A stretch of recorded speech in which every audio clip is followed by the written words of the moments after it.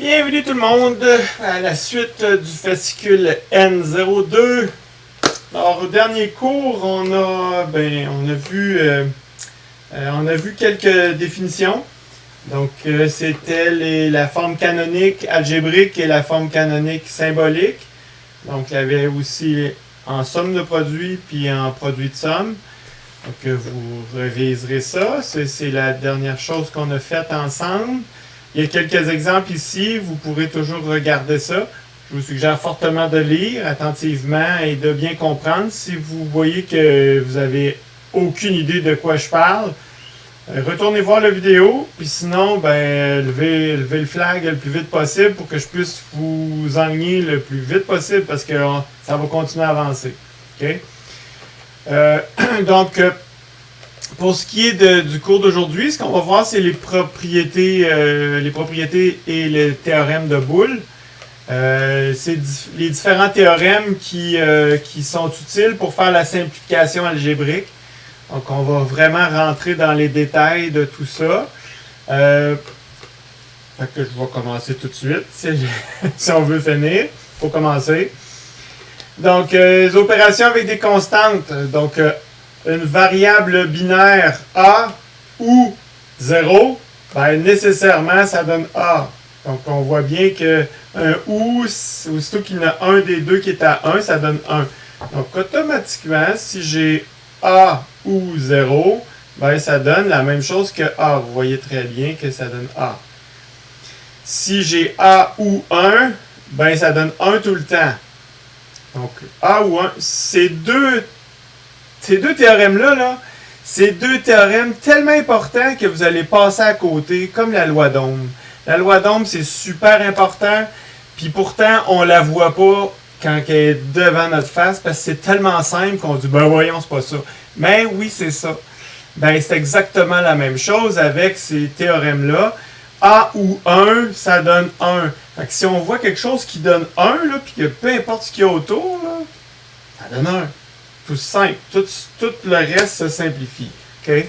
C'est super simple, mais il faut faut avoir confiance. OK, fait que ça, c'est la première chose. Il y a la même chose avec le et. Donc, A et 0, ça donne 0. Puisque un et, ça prend les deux à 1 pour que ça fonctionne. S'il y en a un des deux à 0, si tu forces une des entrées à 0, nécessairement, ça donne 0. Ça aussi, c'est une règle qui est super importante, qu'éventuellement, vous allez tomber dessus. Il y en a qui l'inventent, par contre. Là, ça, c'est une autre histoire. Il y en a qui voient un 0 alors qu'il n'y en a pas. Mais ça, on va y revenir. Il y a A et 1. A et 1, ça se simplifie en A parce que c'est la même chose que celle-là ici. A ou 0. A et 1, si ma variable est à 1 tout le temps, dans un et, c'est comme si c'était pas là, ça ne change rien. Fait que c'est l'autre variable qui va prendre, qui va passer en sortie directement. En fait, on peut le voir comme étant le et comme ça, vu de même, là, on peut le voir comme si c'était un signal, une activation du signal A. Si je le mets à 0, la gâchette, je vais appeler ça la gâchette. Si je mets la gâchette à 0, A ne passe pas, la sortie est toujours 0.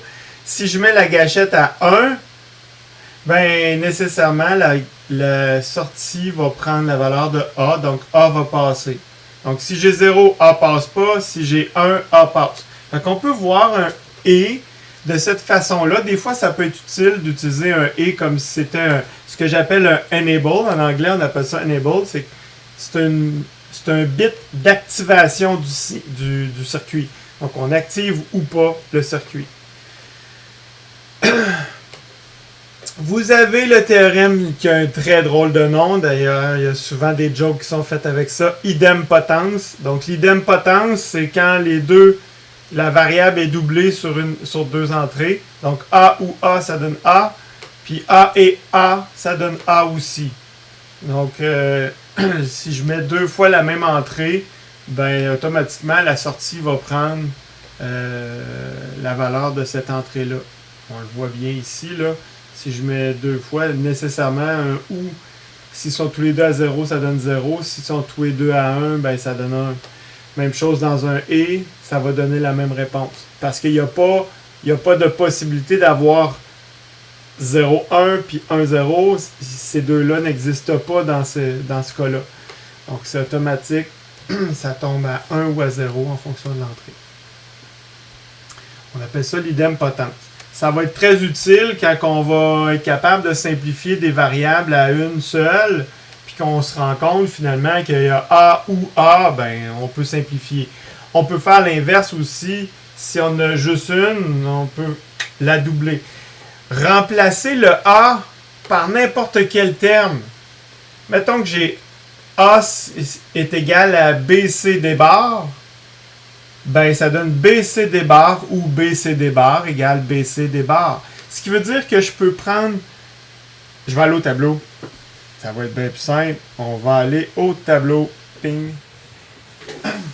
Si je prends... J'ai dit BC des barres ou BC des barres. Ben, ça, c'est égal à BC des barres. J'ai beau la doubler... Je n'ai juste besoin d'une, mais je peux la doubler si je veux. Ça ne change rien à l'équation. Ce que ça veut dire, c'est que si j'ai BC des barres, puis je l'ai une autre fois, ça ne change rien au terme, la sortie. Okay? La sortie va être la même. Fait que je peux soit la simplifier, mais je peux m'en servir éventuellement. Je vais la doubler pour m'en servir pour autre chose. Mais pour l'instant, retenez que ça, c'est pareil. Ça donne la même équation. Okay?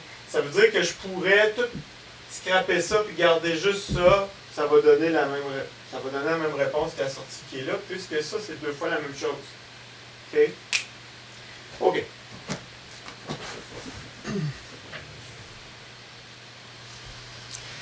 Donc, tout ça vient de ce théorème-là, l'idempotence. Il va être très utile, cette idempotence-là.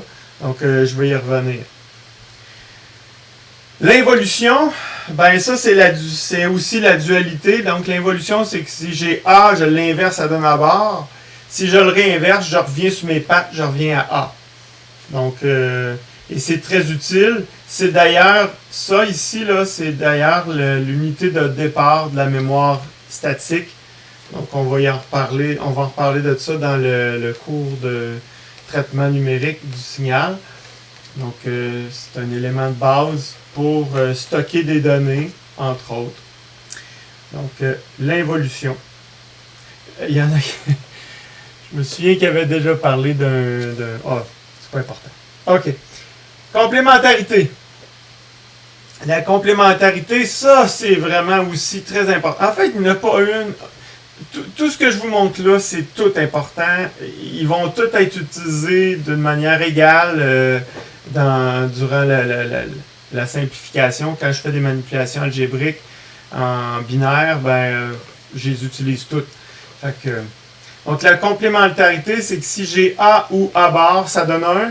Puis si j'ai A et A bar, ça donne 0. C'est impossible d'avoir les deux actifs en même temps pour que ça donne 1. Donc, nécessairement, si j'ai A et A bar, dans un et, ça prend toujours les deux à 1.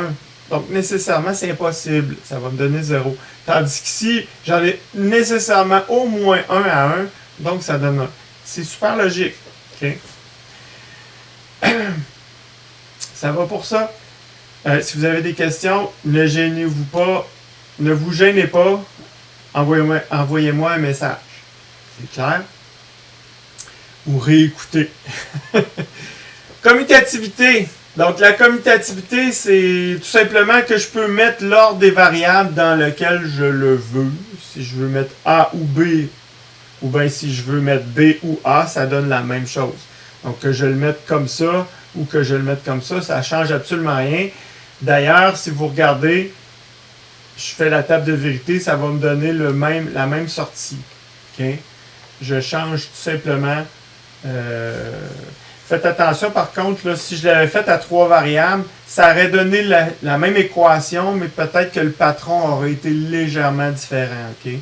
Là, ça donne bien parce que j'ai 2 entrées. Mais si je le fais à 3 entrées, ça se peut que le patron de sortie visuellement soit différent. Mais si vous regardez combinaison binaire par combinaison binaire, vous allez vous rendre compte que ça donne exactement le même résultat en sortie. Okay? Même chose avec le et. Je peux permuter mes variables, ça ne change rien. Donc, A et B, c'est la même chose que B et A. Il n'y a pas de différence. C'est comme si je vous dis la porte de garage est débarrée et mon véhicule est en route. Je peux te dire aussi mon véhicule est en fonction et ma porte de garage est ouverte. C'est les deux mêmes affirmations. J'ai beau les changer d'ordre, ça ne change absolument rien sur la véracité du fait que je peux sortir l'auto. Okay? Donc, c'est un peu ça le principe. Commutativité des produits. Donc, si je fais A ou B ou C, c'est la même chose que A ou B en parenthèse. Donc, je mets une priorité sur A ou B. Puis, ensuite, je mets ou C. Bien, c'est la même chose que si je mets A ou C en parenthèse, puis que je vais chercher le ou B par la suite. Ou que je peux faire aussi B ou C en priorité, puis ensuite, le circuit va être différent. Si vous regardez les circuits qui sont là, c'est directement le même circuit que ce qu'on a là. On a A ou B ou C, c'est celui-là ici. A ou B en parenthèse, ça veut dire que j'ai fait en premier. Hop là, excusez, A ou B ou C. Ouais, c'est pas lui. A ou B, c'est lui ici. Et ils n'ont pas été mis dans le bon ordre. Donc, A ou B, c'est lui. Ou C ensuite. J'ai A ou C, ça serait lui ici. Ensuite, ou B. Puis j'ai A ou B ou C. Donc, B ou C en premier, ça serait lui. B ou C en premier. Ensuite, A. Donc, l'ordre des opérations est important et ça se répercute dans le dessin du circuit. C'est super important que vous reteniez ça. Parce que si je vous donne une équation puis je vous dis ne touchez pas à l'équation, faites juste le dessin, vous devez dessiner l'équation telle qu'elle. Et on ne doit pas interpréter autrement. Okay? Même chose avec le et, je peux mettre en priorité deux variables en et ensuite faire le et sur l'autre variable par la suite. Ça ne changera pas l'équivalence d'équation. L'équation va être équivalente. Je le prouve ici avec la table de vérité. Je le prouve sur les deux. Si vous faites A ou B ici, vous arrivez à ça. Puis si vous faites ça ou C, vous allez arriver à la sortie S. Peu importe quelle combinaison vous faites, vous arrivez toujours à S équivalent. Même chose ici. Peu importe dans quel ordre vous faites le et, vous allez arriver à un S équivalent qui va être quand les trois sont à 1. Okay? Donc, c'est l'associativité qui est valide là-dedans. Donc, même chose qu'une addition ou une multiplication, c'est la même chose. Vous pouvez faire une associativité dans l'addition, puis vous pouvez faire l'associativité dans la multiplication. Ça ne change rien au résultat. Ben, c'est la même chose en binaire. La distributivité, on peut faire la distribution d'un ou sur un et, puis l'inverse aussi est vrai. Donc, par exemple, j'ai le circuit A ou B qui est entre parenthèses et C. Ben, ça donne la même chose que si je distribuais mon C sur A puis sur B, ça donnerait AC ou BC, ce qui donnerait ça ici comme circuit.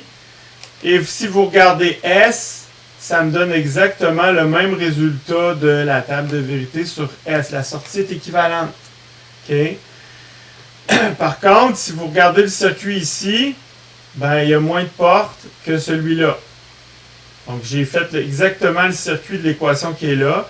Donc, j'ai mis A ou B en premier. Ensuite, parce que j'ai des parenthèses, il est donc prioritaire, donc il est évalué avant. Et ensuite, la sortie de ça rentre dans le et avec le C. Donc, la sortie de ça rentre dans le et avec le C. Ça, c'est le circuit équivalent à l'équation. On a la même chose ici. On a AC qui est lui ici. puis j'ai BC, puis les deux termes tombent dans un OU avec les deux sorties, puis ça nous donne S. Donc les deux circuits sont équivalents, par contre, on se rend compte que ici il y a plus de portes que là. Mais par contre, les délais sont égaux. Le délai de propagation de là jusqu'à la sortie est le même que d'ici jusqu'à la sortie en passant par ces deux portes-là. Tandis qu'ici, ben, le délai qui est là est plus rapide que celui-là, ce qui peut causer certains glitches. Mais on ne rentre pas là-dedans. Pour l'instant, nous autres, on va s'attarder à simplifier le circuit. Si on veut se demander quel circuit est le plus simple, quelle est l'équation la plus simple, c'est celle-là la plus simple. Il y a moins de termes dedans. Okay. Ça va pour ça. Si vous avez des questions, je vous répète, vous m'envoyez un message. La loi de De Morgan, c'est la loi qui est directement reliée à la dualité. Hein. Quand j'inverse, ça retombe sous mes pattes. J'inverse deux fois, je retombe sous mes pattes. Ben, Monsieur Georges Boulle a étudié la patente, puis il s'est rendu compte que si j'ai un gros OU dont la sortie est inversée, c'est la même chose que si j'avais un et avec toutes les entrées inversées. Donc un gros OU avec la sortie inversée, c'est la même chose qu'un et dont les entrées ont été inversées. On a la même chose de l'autre bord. Si j'ai un et avec la sortie inversée, c'est la même chose qu'un ou avec les entrées inversées. Puis ça, vous pouvez le vérifier. Si vous faites la table de vérité, vous allez vous rendre compte que un ou entre tout ça, puis que vous inversez la sortie, ça va donner ça ici. Un ou sur les trois entrées, ça donne des 1 partout, ce que j'ai une des entrées à 1. Donc la seule qui serait à 0, ça serait celle-là. Mais si je l'inverse, cette sortie-là, ben, ça va donner un 1 seulement à cette sortie-là. Puis toutes les autres vont donner 0. Donc on a bien un ou dont la sortie est inversée. Si je fais la même chose maintenant, j'inverse mes variables, puis je les mets dans un et, ce qu'on va se rendre compte, c'est que si j'inverse ma variable et que je les mets dans un et, vous allez vous rendre compte que la seule place où ça va donner 1, c'est quand les 3 sont à 0, parce que je vais les avoir inversés les 3 pour qu'ils soient à 1, et mis dans un et, ça prend les 3 à 1 pour que ça donne 1. Donc, on a exactement la même sortie pour ces deux-là, puis la même sortie pour ces deux-là. Donc ça, c'est la loi de De Morgan. Un exemple d'application de De Morgan. Là, je vais faire un exemple de De Morgan. Je vais aller au tableau. Mais je vais être obligé de faire... On va utiliser toutes ces règles-là pour faire de la simplification algébrique. Avant d'aller à De Morgan, je vais commencer par simplifier. On va commencer par voir c'est quoi la simplification algébrique avec une équation canonique pour commencer. Puis ensuite, on va aller voir comment on peut simplifier plus loin, puis en appliquant la loi de De Morgan aussi. Okay? Donc, je vais aller au tableau.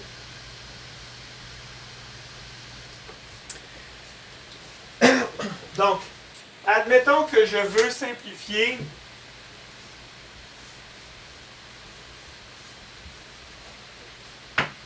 j'ai l'équation suivante. Sommation, on va commencer avec une sommation de min-terme. Oh, je vais donner un nom à ma sortie. On va l'appeler T. T de A, B, C égale à sommation des min-termes de 0, 1, 3, 4. OK?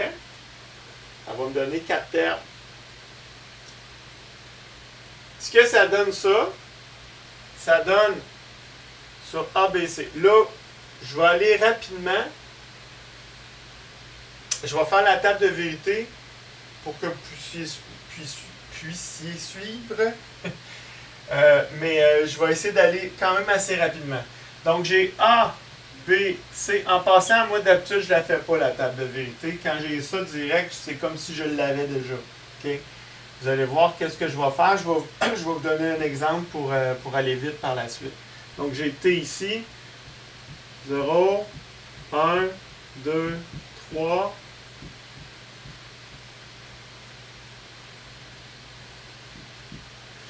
Et ça. Puis le terme donne 1 à 0, 1, 3, 4. 0, 1, 2, 3, 4, 5, 6, 7. OK? 0, 1, 2, 2 il donne 0. Ce qui n'est pas là-dedans. 3, 4. Fait que là, si vous allez chercher les termes, ça donne t est égal à... Puis là, pour aller vite, checkez bien ça. Avant de mettre les barres partout, je vais tout mettre des termes en ABC. A, B, C, plus A, B, C, plus A, B, C, plus A, B, C. J'ai 4 termes. Puis là, c'est tous des termes en ABC, parce que je l'ai dit ici. Puis là, le premier terme qui est actif, c'est A. C'est excusez, c'est le terme 0. Donc, c'est quand j'ai A bar, B bar, C bar. Ensuite, c'est quand j'ai 1, donc A bar.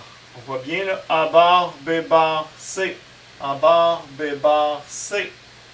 3, c'est quand j'ai A bar, B, C. A bar, B, C. Puis 4, c'est quand j'ai A, B bar, C bar. A, B bar, C bar. OK? Moi, je peux passer directement de là à là. Pourquoi?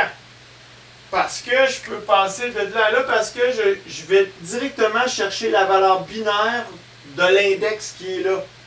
0, c'est 0, 0, 0 sur 3 bits. 1, c'est 0, 0, 1.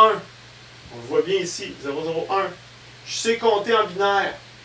C'est comme si je vous disais l'index 34 en décimale, ben c'est 34 en décimale.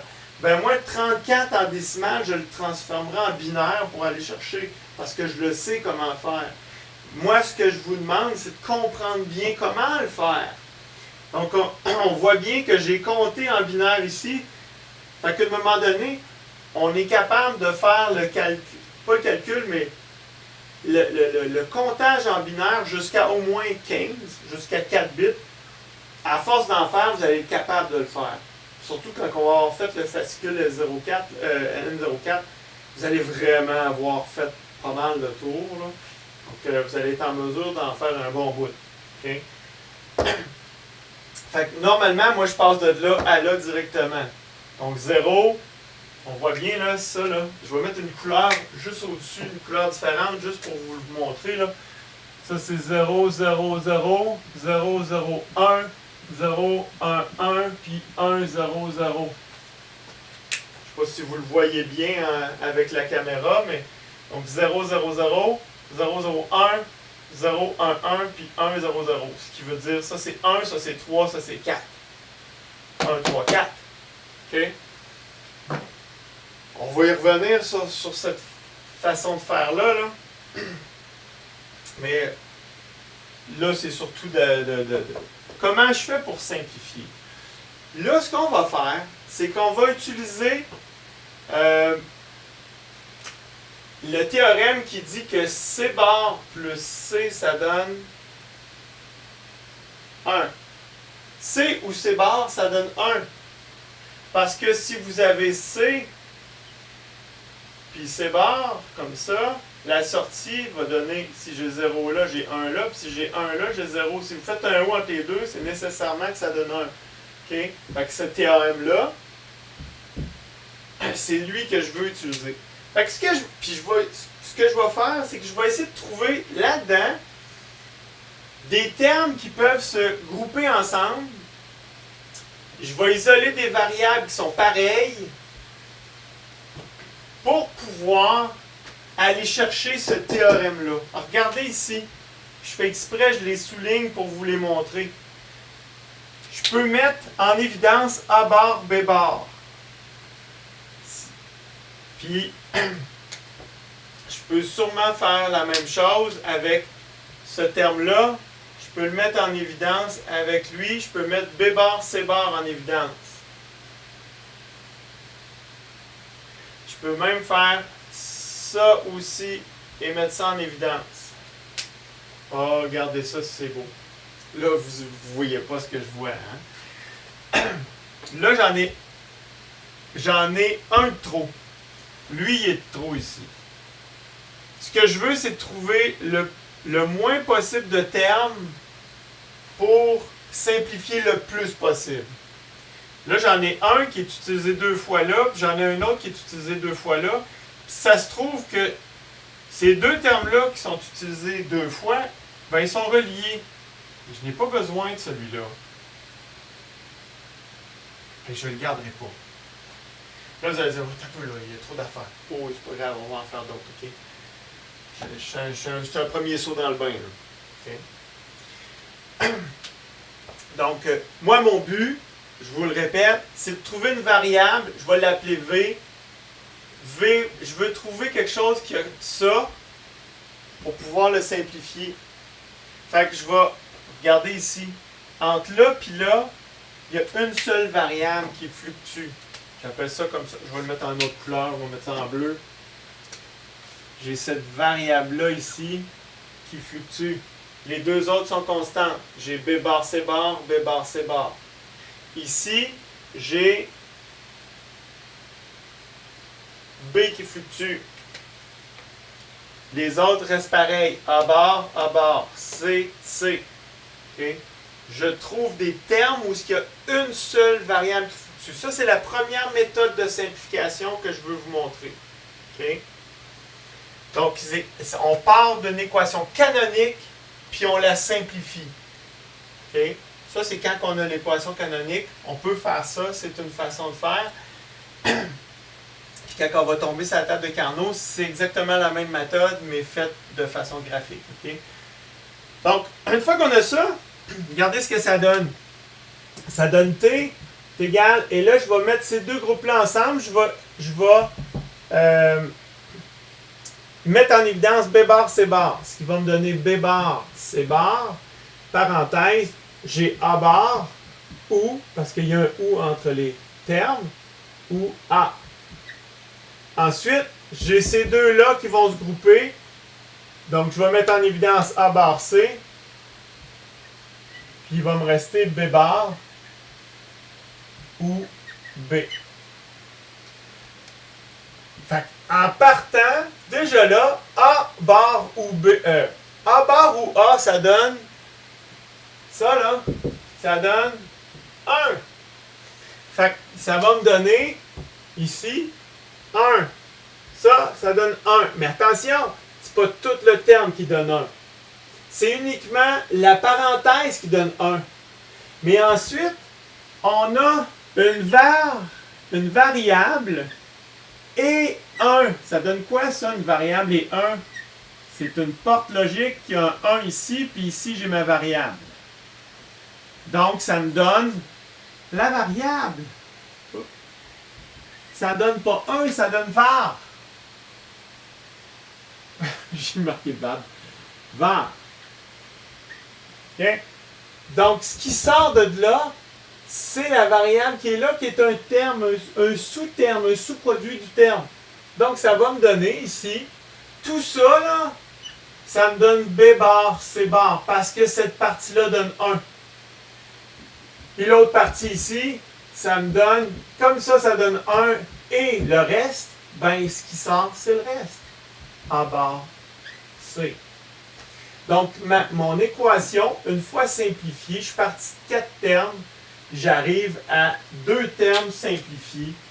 T est égal à B bar, C bar ou A bar, C.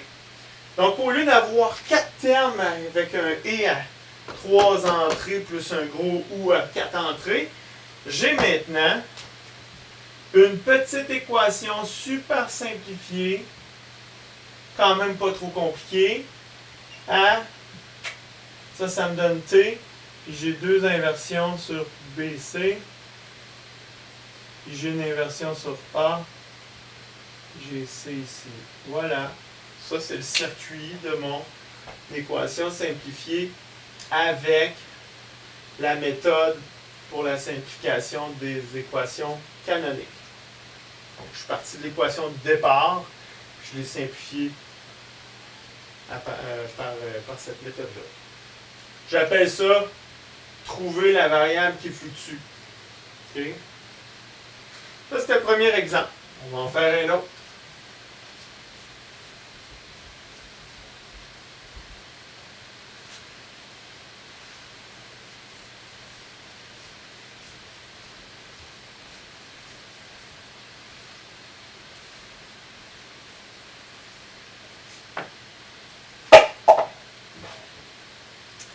J'ai un...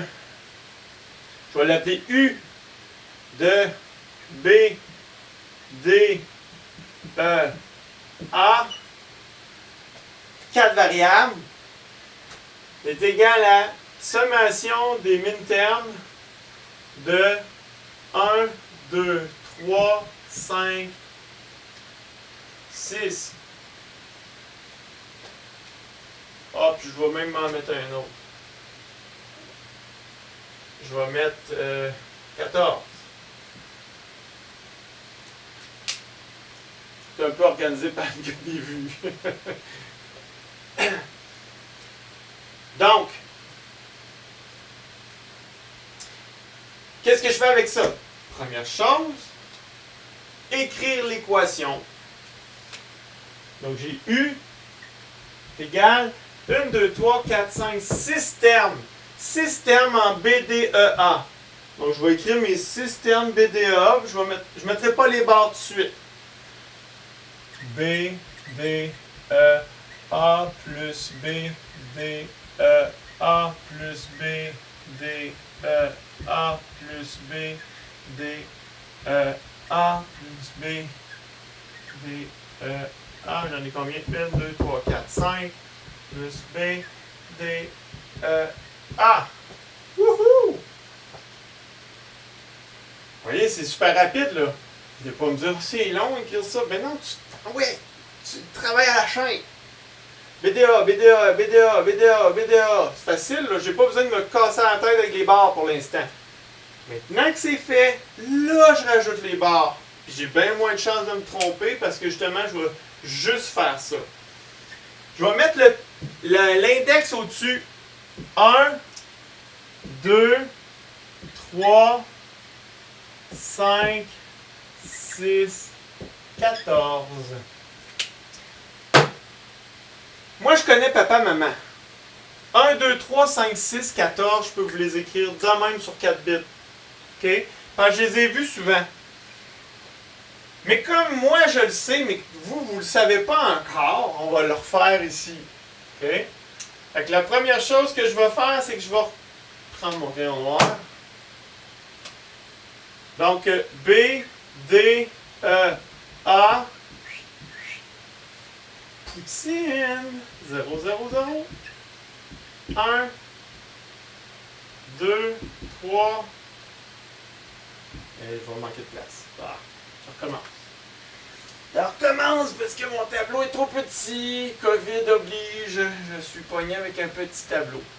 B, D, E, A. Non, c'est quand même pas pire. Ça aurait pu être pire que ça. OK. 0, 1, 2, 3, 4, 5, 6, 7. Wow. Wow, wow, wow. Non, non, non. Excusez. Ça, c'est 7. 8.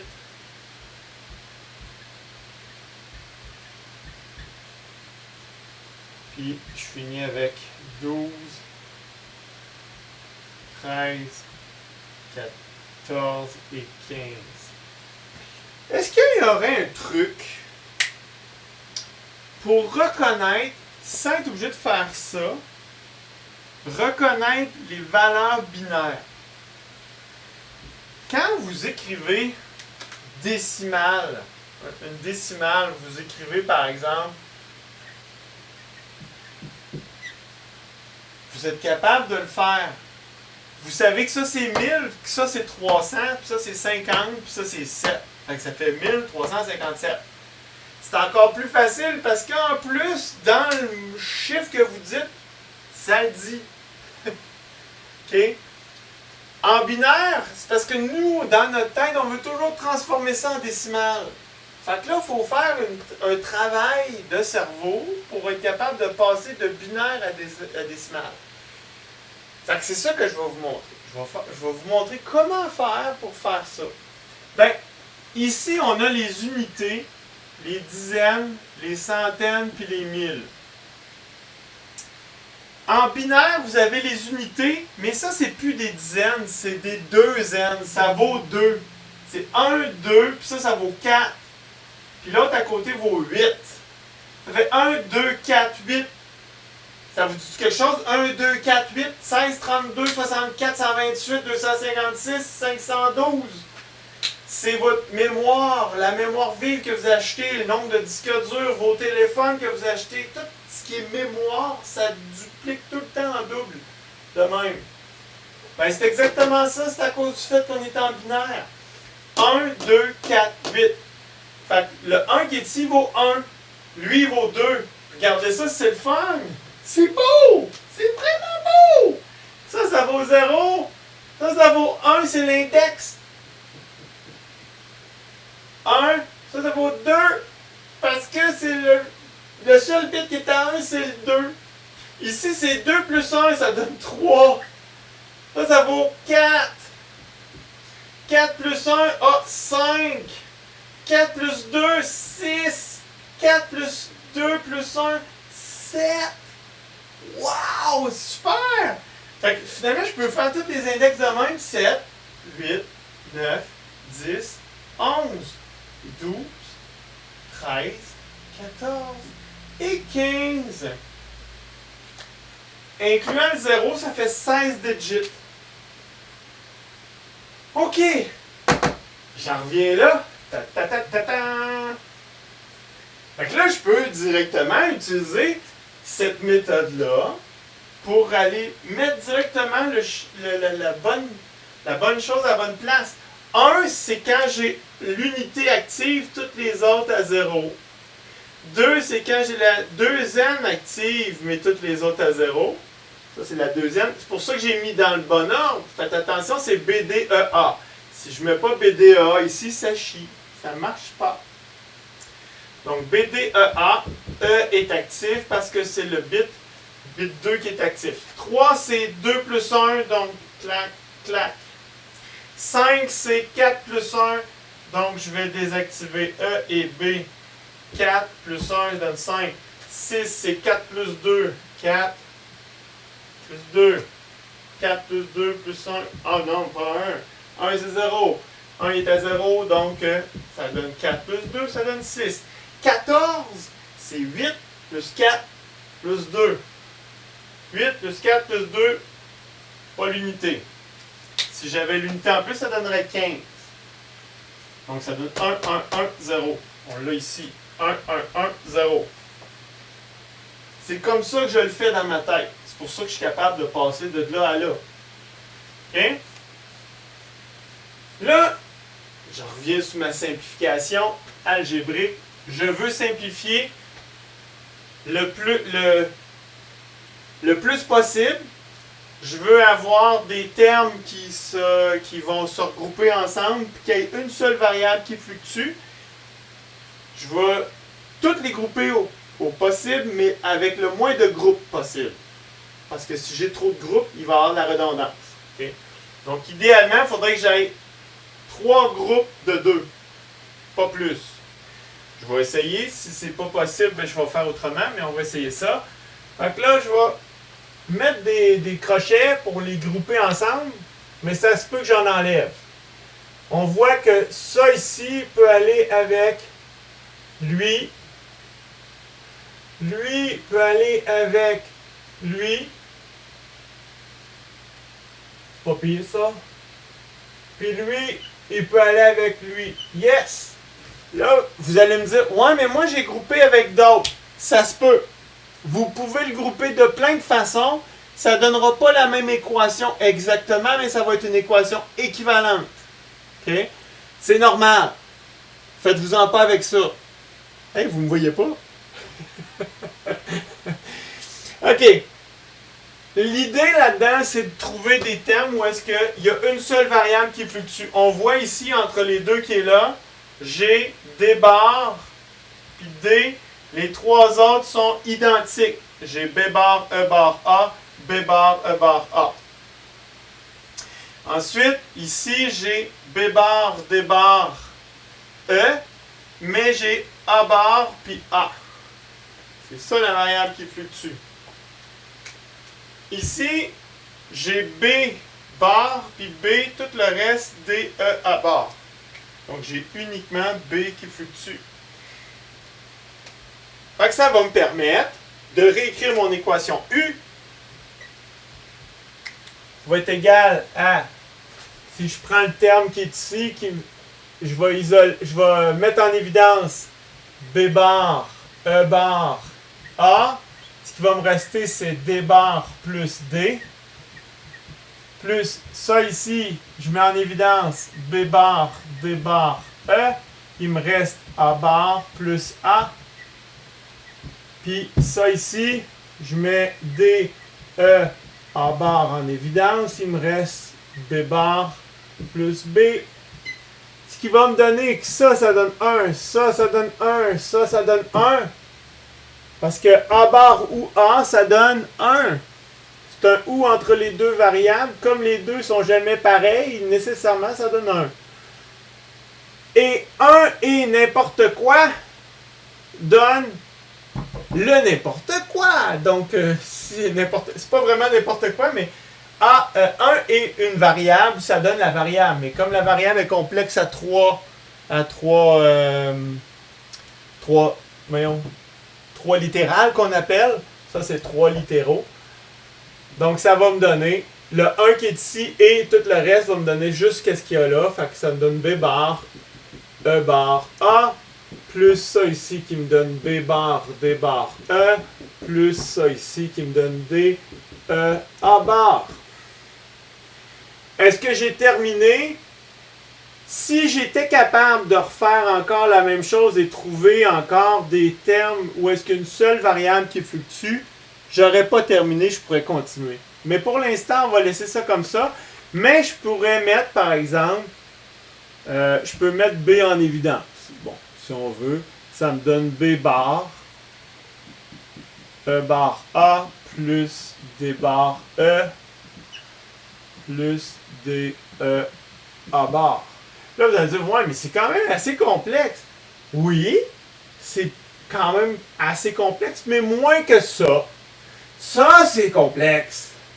Ça prend des transistors. Ça, c'est pas si pire. Vous êtes quand même à 4 variables. C'est quand même très bon. OK? Et si on fait le circuit de ça,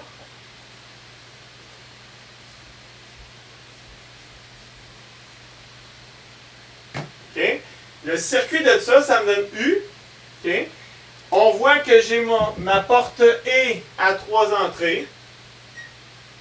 Il y a D, E, puis A bar. Qui rentre dans un OU, je vais le mettre en sortie parce que c'est là qu'il va être. Puis le OU va prendre un E. Où est-ce que je vais avoir B? Bar. Et j'ai un autre OU. Ça, il faut que vous soyez capable de faire ça. Hein? J'ai un autre OU. Où est-ce que dans l'entrée des OU, j'ai 2 E.